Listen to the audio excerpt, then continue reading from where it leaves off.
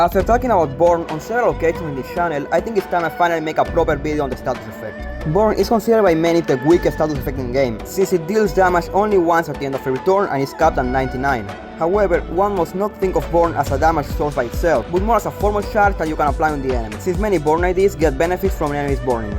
But if you want your Born team to actually deal damage, you should use Magic Bullet Otis. Her attacks don't deal much damage, and her Born Infliction is mediocre, taking some time for her to actually start doing something. But she makes up for this by having the unique status effect Dark Flame. Using her skills 2, 3, and defense will generate magic bullets. Depending on the number of bullets you have, your attacks will inflict Dark Flame. At the end of the turn, Dark Flame stacks get multiplied by Born Potency, meaning that the potential damage cap goes from 99 every turn to almost 800 every turn. Combine that with the 7 attack weight that she gets on her skill tree, and the highest hypothetical damage cap goes over 6k. Another idea that is very similar to Magic Bullet is Down Office Sinclair. Just like her, Sinclair takes some time to set up, and until then, he's an outright bad idea. However, once he reaches 40 sanity, he activates Ego and becomes way stronger. All of his skills inflict extra Born and gain final power, with his second skill inflicting up to 6 Born count on 3 enemies. He also gets a coin reuse on his skill 1 and a new skill 3 that inflicts 10 Born and deals over 200 damage if all conditions are met. If there is something both of these ideas have in common, other than being bad Porky's Nacht ideas, is that they both struggle with sanity, with Otis being more than capable of killing your entire team if her sanity is low enough. And for that, we have Liu Jisang. His overall damage is fine, his rolls are decent, and he has a good Born Potency infliction.